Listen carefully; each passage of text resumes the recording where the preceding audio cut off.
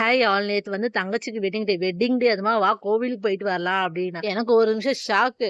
என்னடா உங்களுக்கு கல்யாண நாள் நீங்க ஃபேமிலியோட போவீங்களா இல்ல என்னைய கூப்பிடுறியே அப்படின்னு.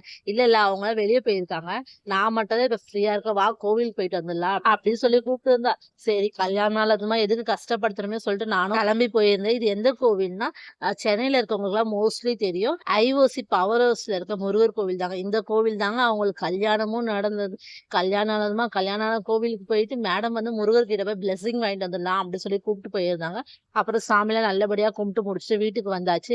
வரும்போது என்ன கல்யாணம் ஆனதுமா ட்ரீட் இல்லையா அப்படின்னு கேட்டேன். எனக்காக இவ்வளவு தூரம் வந்திருக்கேன், வா உனக்கு பொரோட்டா வாங்கி தரேன் சொல்லிட்டு நம்ம வீட்டு பக்கத்துல ஒரு கடையில பொரோட்டா நல்லா இருக்கும். அதுக்கப்புறம் அங்கேயும் நாங்க எல்லாருக்கும் சேர்த்து பொரோட்டா வாங்கிட்டு வீட்டுக்கு வந்து பொரோட்டா எல்லாம் சாப்பிட்டு முடிச்சுட்டு எல்லாரும் அவங்க வீட்டுக்கு போயாச்சுங்க. அகைன் ஒரு 11:30 மணியை போல மறுபடியும் அவங்க வீட்டுக்கு போயிட்டு கேக் வெட்டிட்டு வந்தோம். அகைன் இன்னைக்கும் அவங்களோட treat தான் chicken biryani. Okay, bye. Thank you.